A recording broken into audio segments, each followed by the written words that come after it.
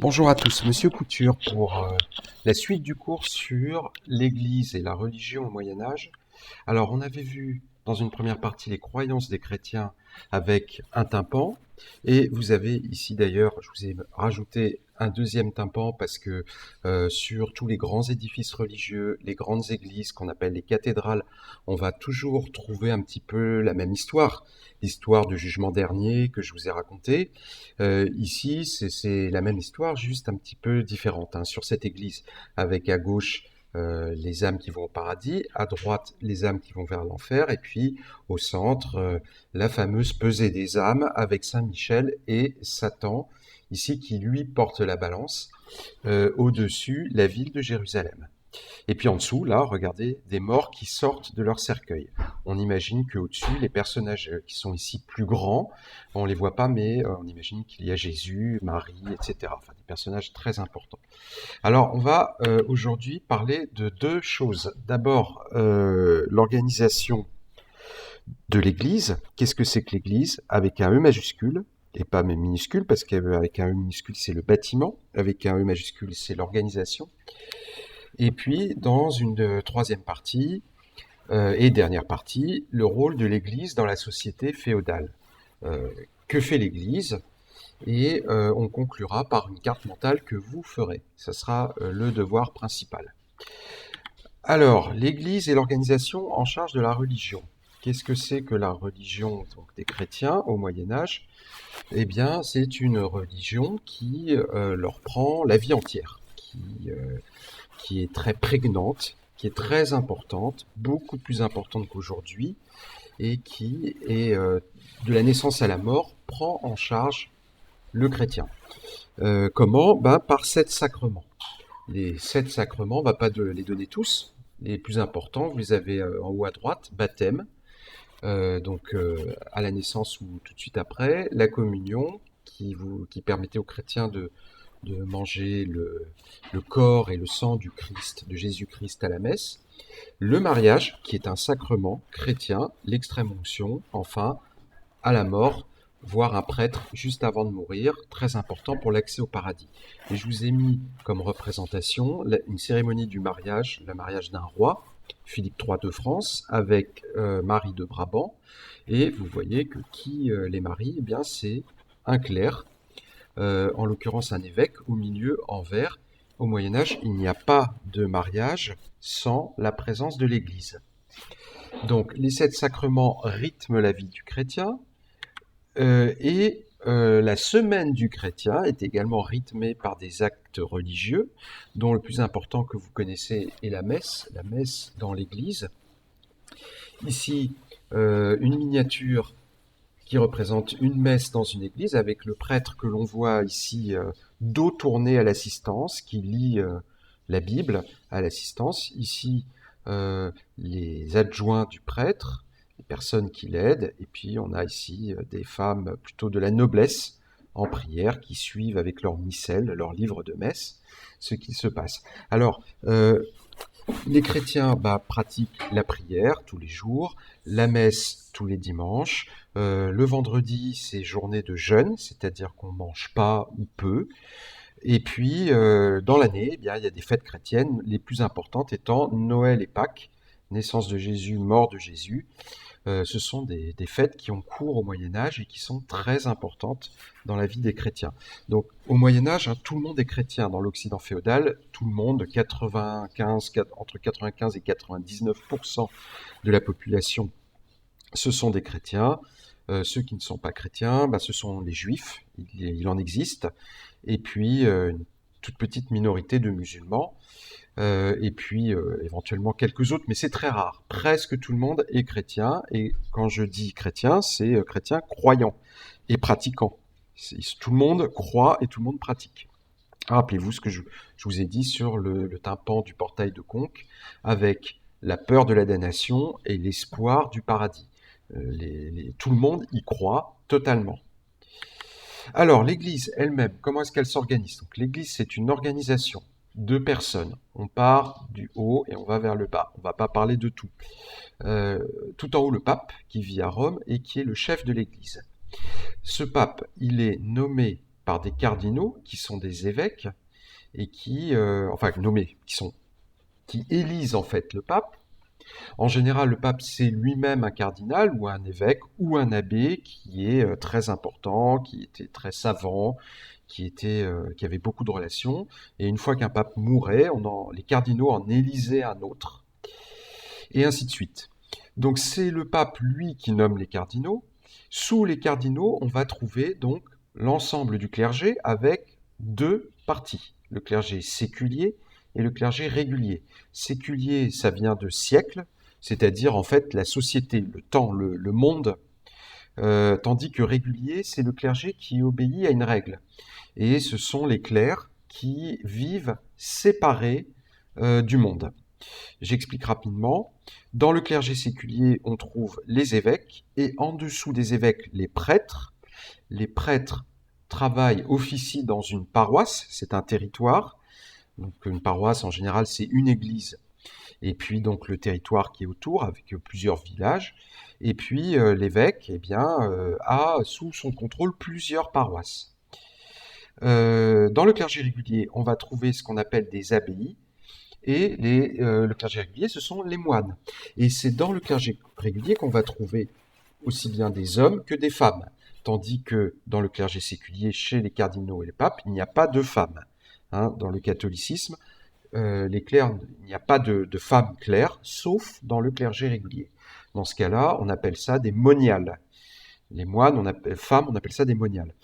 Donc eux, ces moines, quelle est leur fonction, quel est leur rôle? Ils vivent à l'écart, des autres, et ils vivent dans des abbayes et prient pour le salut des autres.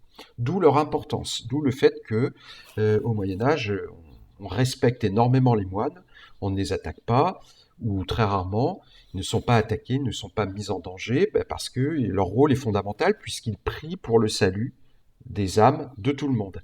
Et rappelez-vous l'importance de prier pour le salut des gens, pour aller au paradis et la peur d'aller en enfer. Tous ceux qui ne sont pas clercs, on les appelle les laïcs. Regardez ici avec un C. Attention, c'est pas tout à fait le même sens qu'aujourd'hui quand on parle de laïc ou laïcité, c'est un sens un petit peu différent. Les laïcs au Moyen-Âge, c'est tous les autres, tous ceux qui ne sont pas clercs. Donc c'est les nobles et les paysans essentiellement. Et ces laïcs, vont payer pour l'Église pour qu'elle puisse fonctionner. Donc, comprenez bien, une organisation hiérarchique d'hommes et de femmes, ça part du pape et on arrive à deux parties, le clergé séculier, le clergé régulier, les prêtres et les moines. Ensuite, cette Église, elle a sa propre organisation territoriale. Je vous ai mis ici une carte des provinces ecclésiastiques. Donc vous avez, ecclésiastique, c'est l'adjectif d'église. Vous avez des grandes provinces avec une capitale pour chaque province. Et vous voyez que ça n'a rien à voir avec les frontières des pays ou les frontières des comtés, des duchés, etc. L'Église a ses propres frontières, sa propre organisation territoriale. Donc dans les provinces, les grandes provinces ecclésiastiques, vous avez, carte suivante, ici, ce qu'on appelle des diocèses, et à la tête de chaque diocèse, vous avez un évêque. D'accord? Donc je vous ai mis ici l'exemple de la province ecclésiastique de Normandie. Ici en rose, capitale Rouen. Cette province ecclésiastique est elle-même divisée en diocèses, et à l'intérieur de chaque diocèse, on va trouver des paroisses. Alors la paroisse, c'est en général une église avec un prêtre, et puis les villages autour. Là, les paroisses ne sont pas représentées parce il y en a beaucoup, il y a plusieurs dizaines de paroisses à l'intérieur de chaque diocèse. Donc la paroisse, le prêtre, le diocèse, l'évêque, et une sorte de super évêque qui est à la tête de la province ecclésiastique. Ici, c'est celui de Rouen. Celui de Rouen va diriger les autres évêques plus petits en dessous de lui, par exemple l'évêque de Bayeux ou l'évêque d'Avranches. Et vous voyez que cette division ecclésiastique, elle n'est pas la même que la division territoriale laïque, c'est-à-dire ici du duché de Normandie. Vous voyez ici la frontière du duché de Normandie. Eh bien, ici, il n'y a pas de diocèse. C'est pour ça que c'est très compliqué au Moyen Âge. Le découpage administratif et religieux, c'est extrêmement compliqué, et vous n'avez pas à l'apprendre évidemment, parce que ça serait beaucoup trop compliqué, entre les seigneuries, les duchés, les comtés, les provinces ecclésiastiques, les diocèses, les paroisses. C'est extraordinairement compliqué, et finalement, les gens savent de quelle seigneurie ils savent de quelle paroisse ils sont, ils savent de quel diocèse ils sont, ils savent de quel comté ils sont, mais le pays, vous voyez, la France, c'est quelque chose qui est pas clair dans les têtes, et que finalement, on est beaucoup plus conscient d'appartenir à une paroisse et une seigneurie qu'à un pays. Alors, je passe au rôle de l'Église au Moyen Âge, qui va être un peu plus important. D'abord, le rôle économique. Regardez ce schéma. Pour l'instant, vous n'avez rien à noter. Donc, l'Église, comment est-ce qu'elle vit? Ces hommes, les papes, les évêques, les prêtres, ils ont besoin d'argent. L'argent vient d'où? Il vient de plusieurs façons. Première façon, l'Église étant elle-même, on va le voir après, à la tête de seigneurie, elle vend ses produits. Elle vend les produits agricoles que les paysans fabriquent pour elle. Étant elle-même à la tête de plusieurs seigneuries, donc seigneuries ecclésiastiques, comme n'importe quel seigneur, elle prélève les droits seigneuriaux, c'est-à-dire le cens, les banalités, tout ce qu'on a déjà vu. Elle possède des terres, elle possède des maisons dont elle fait payer des loyers, mais le plus important, c'est ça, la dîme, c'est un impôt que tout le monde, au Moyen-Âge, tout le monde dans l'Occident féodal devait payer. Et cet impôt s'appelle la dîme parce que il correspond à 1/10 des récoltes. Tous les paysans, absolument tous, payaient à l'église. Alors ils payaient en général le dimanche, ils versaient directement aux prêtres de leur paroisse 1/10 de leur récolte. Donc en plus des impôts qu'on devait au seigneur, banalité, cens, etc., 1/10 de toutes les récoltes étaient destinées à l'église. Et c'est ça qui faisait que l'église était riche. Finalement, c'est que quand 1/10 des récoltes de tous les paysans de toutes les terres chrétiennes, toutes les terres catholiques, ça fait beaucoup. Donc je vous ai dit que l'Église avait elle-même des seigneuries. Une carte qu'on a déjà vue, regardez les taches jaunes, ce sont des seigneuries d'Église. Dans ce cas-là, comment ça se passe? Exactement comme on l'avait déjà vu pour la seigneurie de Vime, sauf que le seigneur, au lieu d'être un laïc, eh bien c'était un évêque ou un abbé. Mais sinon, c'est exactement la même chose. Vous aviez un évêque, et puis vous aviez une seigneurie avec plusieurs villages, et puis les paysans payaient le cens, la banalité, etc., à l'évêque. Donc en jaune ici, des seigneuries d'église. Donc l'église était elle-même un seigneur parmi des seigneurs du monde féodal. Alors, rôle social maintenant. On va parler du rôle social de l'église. L'Église, elle punit. Elle punit ceux qui sont chrétiens, mais qui ne suivent pas son enseignement. Il y avait beaucoup de gens au Moyen-Âge qui étaient chrétiens, qui croyaient en Dieu, qui croyaient en Jésus, mais qui pensaient que le pape, l'Église, tout ça, c'était des bêtises, tout ça, c'était des gens qui n'avaient pas compris le message de Jésus, c'était des gens qui n'avaient pas compris le message de la Bible, et donc, eh bien, ils pratiquaient leur religion, tout en étant chrétiens, différemment. Et ça, l'Église, le pape, les évêques, les cardinaux n'aimaient pas du tout, parce que, eh bien, c'était un ferment de division. Si vous avez des gens qui suivent pas l'enseignement de l'Église, ça peut être dangereux, parce que si l'Église doit être obéie et respectée partout dans le monde chrétien.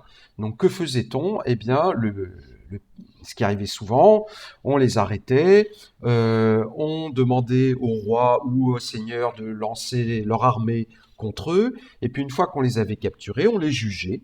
Ça s'appelait le tribunal de l'Inquisition. Et s'ils étaient reconnus coupables, ils étaient condamnés à mort, et la peine, c'était souvent d'être brûlés. Ici, un dessin qui vous représente des hérétiques en train d'être brûlée. Donc l'hérésie, les hérétiques, des chrétiens qui croient en Dieu, qui croient en Jésus, mais qui ne suivent pas l'Église. Alors, autre chose, assurer l'unité de l'Occident féodal, en marquant ceux qui ne sont, eux, pas du tout chrétiens. Donc il n'y en avait pas beaucoup, mais il y en avait. Et c'était principalement les Juifs. Donc les Juifs, à partir du XIIe, XIIIe siècle, on commence à les marquer. Comment? Avec une rouelle. Une rouelle, c'est le petit cercle ici que vous voyez sur le vêtement. C'est un cercle qui désignait donc des Juifs, donc des gens qui n'étaient pas chrétiens, et ainsi on pouvait mieux les contrôler. Alors, il y a eu au Moyen-Âge des périodes où les Juifs étaient bien acceptés, où ils vivaient en paix avec les chrétiens, et puis il y a eu des périodes où c'était beaucoup plus dur pour eux, où ils étaient pourchassés, où ils étaient parfois expulsés dans un autre pays, où ils étaient même parfois violentés, même tués. Donc tout dépendait, il y a eu tous les cas de figure au Moyen-Âge, mais de façon générale, quand on était juif, eh bien, on était moins bien traité, moins bien accepté, évidemment que quand on faisait partie des 95% du reste de la population qui était chrétienne. Donc je vais vous laisser mettre pause et lire ces deux textes tranquillement. Il s'agit toujours dans le rôle social de l'Église, de ce qu'on appelle la régulation de la violence. L'Église cherche à encadrer, à réguler la violence.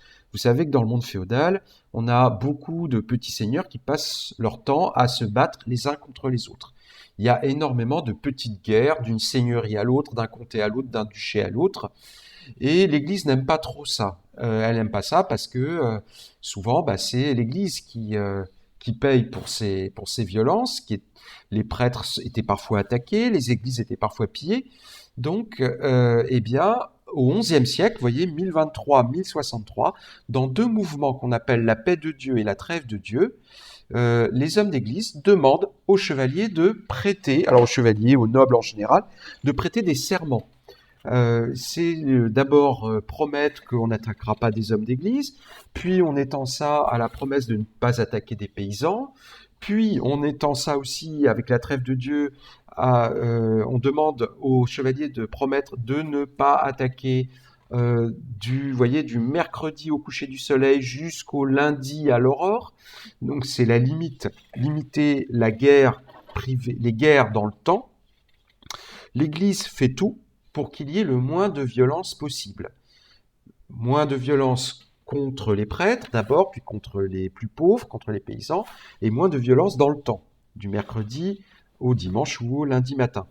Ceci je vous ai dit, pour réguler la violence.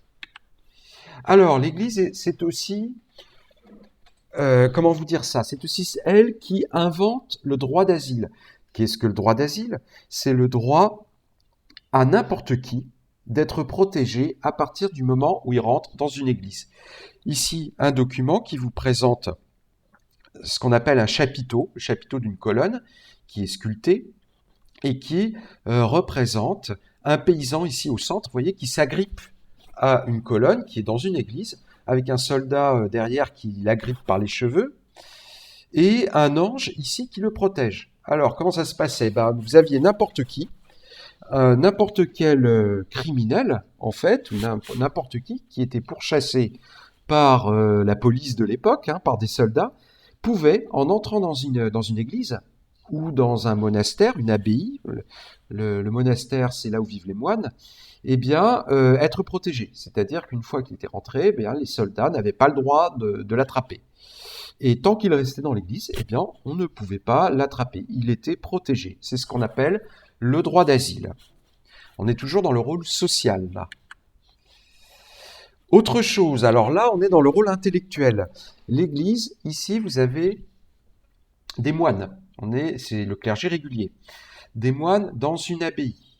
Une pièce de l'abbaye qu'on appelle le scriptorium. Scriptorium, en latin, ça veut dire la pièce où on écrit. Alors, le rôle des moines. Quel est le rôle des moines? Recopier des manuscrits. Évidemment, au Moyen-Âge, il n'y avait pas de photocopieuse, il n'y avait pas de Il n'y avait pas de machine pour éditer les livres. Les livres étaient écrits à la main. Et quand vous n'aviez qu'un seul livre, eh bien, il suffisait qu'une bibliothèque brûle pour que le livre disparaisse pour toujours. Donc, il fallait qu'on en ait plusieurs exemplaires. Et pour en avoir plusieurs exemplaires, il fallait les recopier. C'était le rôle des moines. Ils faisaient ça, ils passaient leur vie à faire ça. Et c'est pour ça qu'on a retrouvé, vous voyez, des magnifiques manuscrits écrits à la main et souvent très décorés. Alors, pourquoi ils étaient très décorés? Ici, la première lettre d'un nouveau chapitre, c'est ce qu'on appelle une lettrine. Ici, vous avez reconnu un P. Et à l'intérieur du P, eh bien, une scène, on reconnaît ici Saint-Pierre qui porte les clés du paradis, des personnes ici qui arrivent au paradis. Pourquoi autant de décorations? Tout simplement parce que c'était très ennuyeux de recopier des livres entiers, et pour pas trop s'ennuyer, les moines essayaient de décorer au maximum les livres, faire des belles lettres, des belles lettrines avec des scènes à l'intérieur. C'est le rôle des moines. Donc, la copie de manuscrits. Manuscrit, hein, il n'y a pas de papier à l'époque. Le manuscrit, c'est de la peau d'animaux, de la peau de mouton, de la peau de cochon, que l'on prend pour servir de support pour ces codex, ce qu'on appelle les codex, c'est-à-dire les énormes livres qui existaient au Moyen-Âge. Rôle social de l'Église, à nouveau le rôle social, hein, c'est pas classé. Ici, des femmes. Donc des femmes qui sont nécessairement des moniales, puisqu'il n'y avait pas de femmes prêtres. Le rôle social de l'Église ici, c'est l'assistance aux pauvres et aux malades. Il n'y avait pas d'hôpitaux, on appelait ça des hôtels-dieux, et à l'intérieur des hôtels-dieux, on accueillait les malades. Alors, évidemment, quand il y avait un virus comme aujourd'hui, vous voyez que c'est pas génial de rassembler les malades comme ça, tous ensemble, dans des lits à côté les uns des autres. Mais enfin bon, c'est comme ça que ça se passait à l'époque. Eh bien, c'était les moniales qui s'occupaient des malades dans des hôtels-dieux, ancêtres des hôpitaux. C'est là qu'on s'occupait d'eux, mais évidemment, la médecine, elle n'était pas comme aujourd'hui, hein. Je vous avais dit, en Occident, la médecine, elle n'est pas du tout développée. Mais on peut au moins leur donner quelques soins. Et c'est le rôle de l'Église, c'est le rôle en l'occurrence du clergé régulier démonial. Autre chose, le rôle là intellectuel de l'Église, l'enseignement. Donc il y avait des écoles, il y avait des écoles au Moyen-Âge, et ces écoles c'était surtout la responsabilité du prêtre de chaque paroisse qui avait en charge les enfants de la paroisse et qui leur donnait un petit enseignement de base. Mais pour ceux qui recevaient un meilleur enseignement, et ceux qui recevaient un meilleur enseignement, c'était ceux qui rentraient justement dans l'Église, eh bien, il y a à partir du XIIIe siècle la naissance des universités. Donc, l'une des toutes premières universités, c'est celle de Paris. On l'appelle la Sorbonne, elle existe toujours aujourd'hui. L'université de Paris, qui apparaît au XIIIe siècle et qui forme dans l'université, attention, on ne forme pas des ingénieurs ou des avocats, on forme des clercs. L'université est destinée aux futurs clercs, aux futurs évêques, aux futurs cardinaux, aux futurs papes. Donc, l'université pour former les futurs clercs. Voilà, donc je m'arrête là. Alors, le cours à noter. Petit 2 et petit 3. Petit 2, ce qu'on a dit sur les sacrements au départ. La vie est rythmée par la religion. Dans l'Occident féodal, la quasi-totalité des habitants sont catholiques, c'est-à-dire chrétiens qui suivent le pape, l'Église de Rome. Et leur vie est rythmée par la religion. 7 sacrements, c'est pas la peine de les apprendre tous. Retenez un ou deux exemples, par exemple le mariage et le baptême. Les 7 sacrements sont donnés de la naissance à la mort. Et puis, toutes les semaines, les habitants prient, vont à la messe le dimanche, jeûnent le vendredi. Enfin, de grandes fêtes rythment l'année comme Noël et Pâques. Petit 3, l'Église encadre la vie des fidèles. Donc c'est le rôle de l'Église. L'Église est au Moyen-Âge une institution riche et puissante. Rappelez-vous comment elle est riche. Elle est riche parce qu'elle reçoit la dîme en particulier, mais aussi parce qu'elle est elle-même un seigneur à la tête de plusieurs seigneuries. Elle fait régner l'ordre dans l'Occident féodal, elle punit les hérétiques par exemple, voire parfois exclut. L'exclusion, j'en ai pas parlé, on appelle ça l'excommunication. Quand vous avez agi contre l'Église, vous pouvez être excommunié, c'est-à-dire exclu de la grande communauté des chrétiens catholiques. Et c'est particulièrement grave d'être excommunié, car quand on est excommunié, selon l'Église, eh bien, on va en enfer. On n'ira pas au paradis. Donc pour quelqu'un qui est très croyant, c'est évidemment quelque chose de dramatique. Par ailleurs, si vous êtes excommunié, eh bien, vous n'êtes pas enterré dans les cimetières chrétiens. Et si on n'est pas enterré dans un cimetière chrétien, eh bien, c'est pareil, on ne va pas au paradis, on va en enfer. Mais l'Église est aussi celle qui aide les pauvres, soigne les malades, limite la violence des chevaliers, paix de Dieu et trêve de Dieu, et éduque les fidèles. Éducation, par exemple, par l'université. Devoir. Alors, vous recopiez le schéma. Donc, quel schéma? Celui-ci. Je le remets. Celui-ci. Vous ne recopiez pas tout. Juste, alors pas les dessins, pas les petites flèches ici, juste ici le pape. Ici, les cardinaux. Vous pouvez quand même ici recopier Nome et Élise. Mais curie romaine, concile et légat, c'est pas la peine. Donc vous recopiez pape, Nome, les cardinaux, qui élisent le pape. Ensuite, un trait, clergé séculier, clergé régulier, diocèse avec un évêque, paroisse avec un prêtre, abbaye avec un abbé, et les moines. En dessous, les laïcs. Les laïcs, rappel, ce sont tous ceux qui n'appartiennent pas au clergé. Donc je répète, pape, Nome les cardinaux, qui élisent le pape. En dessous des cardinaux, le clergé séculier, le clergé régulier. Dans le clergé séculier, les évêques à la tête d'un diocèse, les prêtres à la tête d'une paroisse, les abbés à la tête d'une abbaye et les moines dirigés par l'abbé. Attention, parce que là, il n'y a pas les accents. Faites attention. Accent aigu là, accent circonflexe ici, abbé avec un accent aigu, séculier, accent aigu, régulier, accent aigu ici. Je reviens sur mes devoirs. Donc, recopier le cours, c'est-à-dire ici, 2 et 3. Et le gros du travail, vous allez avoir jusqu'à mercredi pour faire ça. Et il est probable que je pense que je vais noter ceci, le petit 3. Donc, la carte mentale, sur une page entière, et c'est vous qui l'organisez comme vous voulez. Et je rappelle que à partir de maintenant dans l'année, enfin les cartes mentales, c'est à organiser comme vous voulez. C'est vous qui la faites. C'est ce que vous avez compris du cours. Il n'y a pas de bonne et de mauvaise carte mentale. C'est ce que vous avez compris du cours. D'accord? Donc, simplement quelques indications. Au centre de notre carte mentale, le premier niveau, si vous voulez, la bulle centrale, si on fait sa carte mentale comme ça, on n'est pas obligé de la faire comme ça sera le rôle de l'Église au Moyen-Âge. D'accord? On parle du rôle, c'est-à-dire du petit 3.